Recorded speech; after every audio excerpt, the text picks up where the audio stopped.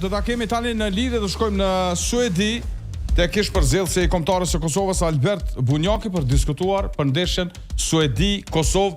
Albert, faleminderit shumë që je sonte me ne. Me knasinë e faleminderit. Albert, Kosova e mposh Suedin edhe në Suedi. A do ta besoje këtë para se të zhvillohej ndeshja? Nuk mendoj që shumë njerëz kanë besuar në gjë të tillë, mirë po nuk mendoj që do të kërkuar falje për një fitore, nëse është një fitore e merituar. E sidomos kjo në Suedi, ku mendoj që gjithë pajtimet ata që ishin prezant lojë që Kosova tregoi një lojë jashtëzakonisht disiplinuar, të organizuar edhe mjaft lojë të pjekur. Albert, interesante me shumë mungesa Kosova udhtoi drejt Göteborgut për të ballafaquar me Suedin, por ato mungesa u kompenzuan me futbollistët e rinj. Po intereson i vlerësimi joti për futbollist që janë integruar sfundmi si Hajdari, Hoxha, Avdullahu. Na është shumë interesant se domethënë Kosova ka arritur të afrojë një numër lojtarëve të ri. Dhe kjo është mjaft e mirë nga se tash është një kontingjent 34 lojtarë të cilët janë në dispozicion kombëtarës. Dhe këta lojtarë janë lojtarë që janë nëpër klube të mira, madje disa prej tyre domethënë kanë një eksperiencë për kombëtarë tjera të reja, domethënë për Zvicrës apo edhe për vende tjera.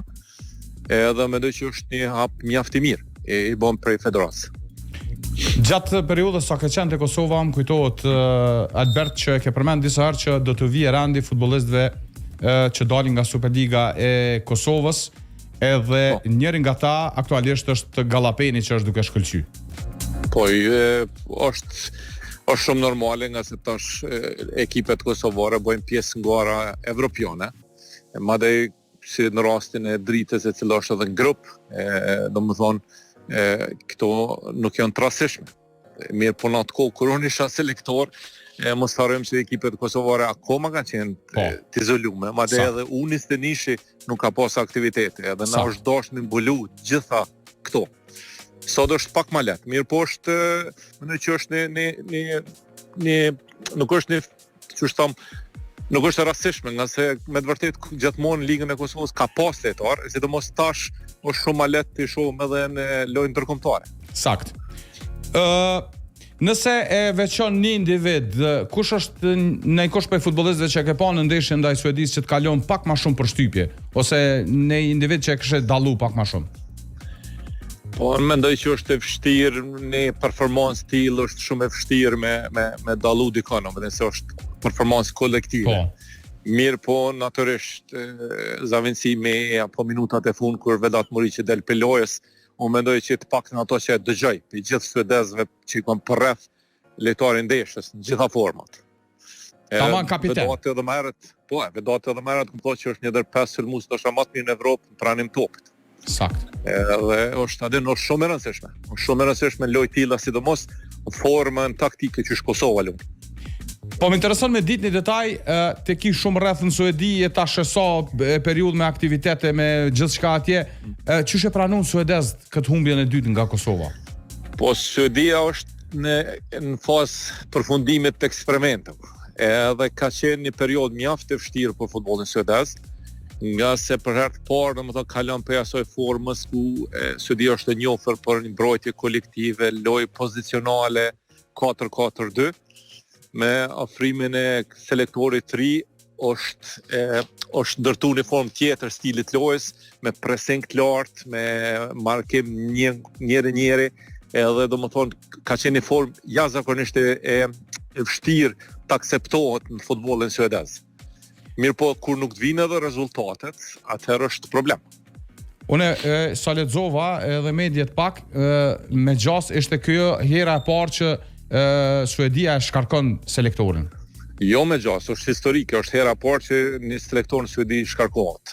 Mirë po, sipas mendimit të tim, kjo është dashur me ndodh ndoshta pak më herët, po për fatin tonë mirë që s'ka ndodhur. Për fatin të mirë që s'ka ndodhur, nëse sigurisht tash Suedia fokusohet më shumë për ligën e kombëve. nga se gjitha gjasa domethënë për vend dytë i ka humb, ndërsa për ligën e kombëve tash është pak më ndryshe. Sipas teje te selektori suedis, a ishte çështja vetëm te koncepti që ai aplikonte apo nuk e kishte pas vetes edhe ekipin? Mendoj që janë disa faktorë.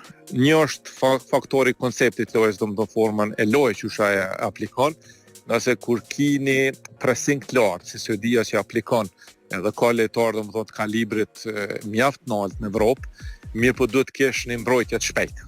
Po. Edhe për këtë është edhe kritiku.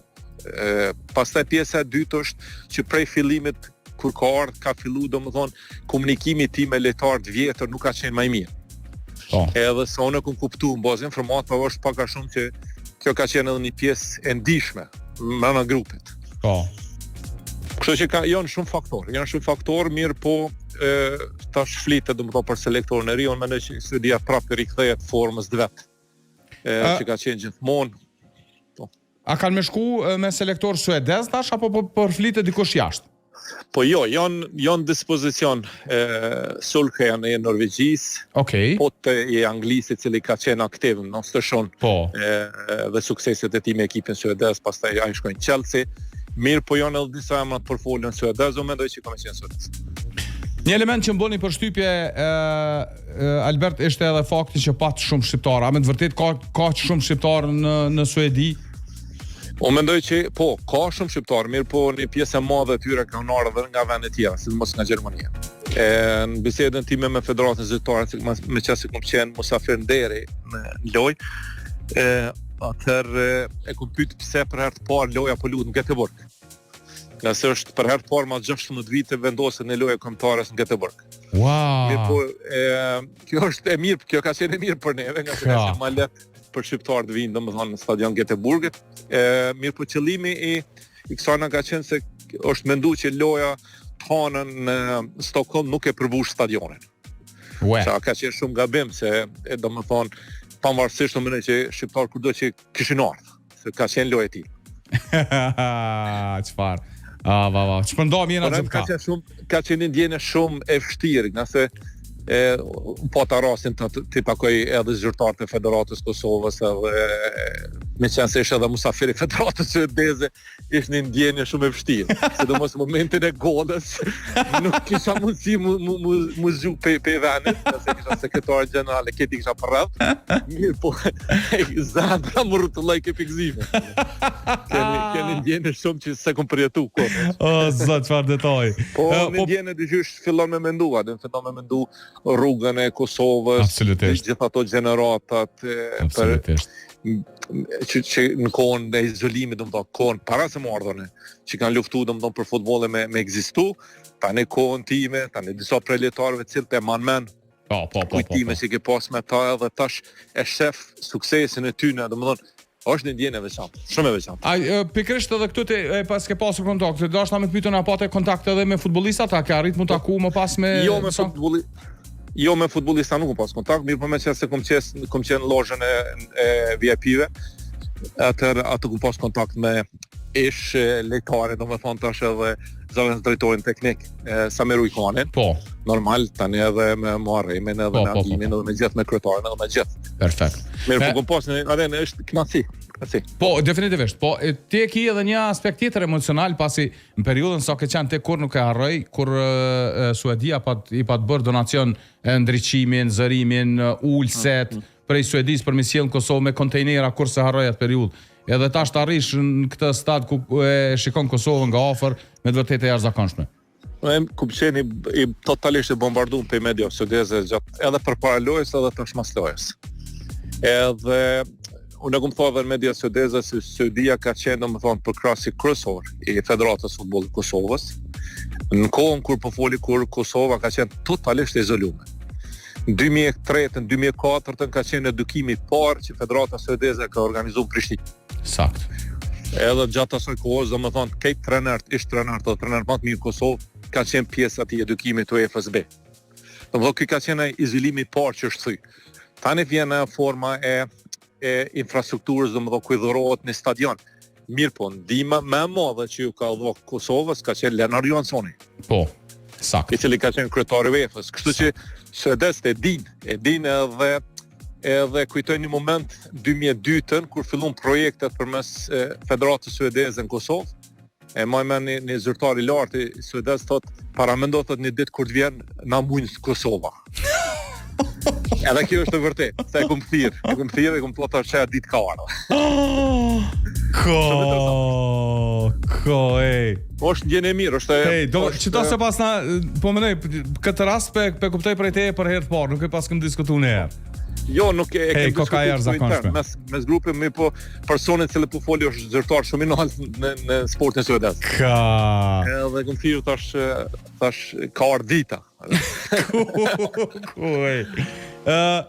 Po besoj raportet e federatës tashmë që je gjatë kohë brenda aty, raportet e federatës suedeze me Kosovën besoj vazhdojnë të jenë suazat e respektit njëjtë. Jo, ato gjithmonë kanë qenë në nivelet profesionale, në nivelet shumë të afërt edhe vazhdojnë, pavarësisht pse unë jam apo nuk jam. Po. Mirë po, unë mendoj që respekti për futbollin kosovar në Suedi ka ndryshuar komplet. Edhe unë po mundona t'ju them që pavarësisht edhe pse Kosova është shtet i pavarur për 2008-s, sa i përket sportit, Kosova ka qenë pjesë e integruar me sportit ish Jugosllav. Sakt. Tash nuk mund me thonë për shkakun se që te 2008-s kem filluar na me lu futboll. Sakt. Jo, nuk është e vërtetë. Sakt. E tash po mundohem me bind, edhe në përmes informatave më thonë që dëgjom pjesa e izolimit i ka pasojat e veta. Mirë po, pavarësisht kësajna ekziston akoma kultura e jugoslave sportit. Edhe nuk harron ti me lut futboll. Jo, e vërtetë është. Pastaj një element tjetër që mendoj që definitivisht ka ndikuar në Kosovë, ka qenë edhe suksesi shkombëtare shqiptare, 2 herë në Evropian, suksesi Maqedonisë. Po, e vërtetë. Domethënë janë pjesë cilat neve na detyrojnë me mendu edhe me ndoshta me vizione që për t'i kanë janë ëndra. Sakt. Mirë po gjitha këto ndoshta e normal merita më madhe ta kanë punës e cilë është vojë. Po, absolutisht. Mirë po nuk ne ajo që unë kom thonë edhe mas lojës me Zvicrës. Nuk do të shumë jem euforik. Se mundesh taktikisht me një lojë. Mundesh edhe më 2 lojë, mundesh edhe mos më kvalifiku. Mirë po shumë shpejt pillon analizat e ndryshimeve. Po. Fatkeqësisht. Edhe tash për shembull është Foda edhe gjithë stafi domethënë meritojnë respektin më të madh. Mirë po edhe mos më kvalifiku, prapë është një sukses shumë i madh. Se ka pas ngritje, ka pas avancim. Definitivisht, po ka pas sidomos me prurjen e lojtarëve të ri. Mendoj që këto është puna më e mirë që është bë, e sidomos tash kur Kosova me të vërtet po lufton për vend dytë ose vend parë, atëherë shumë prej këtyre lojtarëve që janë në për vende tjera, nuk është e sigurt që zgjedhja e atij shteti të zgjedhja e parë e tyne. Po. Se edhe pse ti ke emocione për vendin ton, ti prap ki qef me përjetu një kampionat evropian. Apo absolutisht. Është shumë e vërtetë. Kjo është përparësia më e madhe. Se edhe më kam pyet më pyetin media suedeze, më kam pyet ç'a mendon që komë qenë më e mira e kësaj nëse Kosova kvalifikohet. Më thonë mas parë është një muj ditë Kosova ka më bloku s'ka në punu kërkosheq në kampionat botëror. E dyta është që normalisht lojtarët cilët ndoshta natyrisht e kishin zgjedhë Zvicrën, nuk është zgjedhja e parë. Sakt. Pajtona. Kjo është mendoj që është ajo suksesi më i madh. Pajtona plotësisht. Unë të falenderoj shumë për kohën. Edhe e deti unë sa herë ka kësaj zhvillime kam qef me pas opinionin nga këndvështrimi yt, pasi është i nevojshëm për me u ndëgju. Faleminderit shumë. Ne Suedia prap mund të më lut me Kosovën. Po, është e vërtet. Si prap mund na më ndëgju. E vërtet. Faleminderit shumë Albert, suksese atje. Faleminderit.